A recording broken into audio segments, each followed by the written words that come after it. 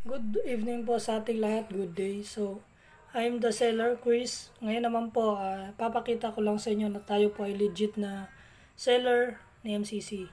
So, we are not a seller but we are a registered mobile stockist dito sa market area, particularly sa Santa Rosa City, Laguna. Sa bandang bayan lang po tayo.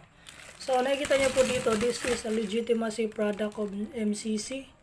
Greens, nandito rin po yung vitamin C, nasa baba konti.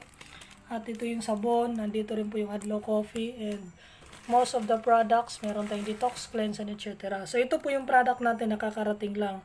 Aside po sa product natin na nasa estante. Estante po natin. Maraming salamat po pala sa mga katanungan ninyo regarding kung legit pa kami o hindi. Yung kasagutan po niyan, legit po kami.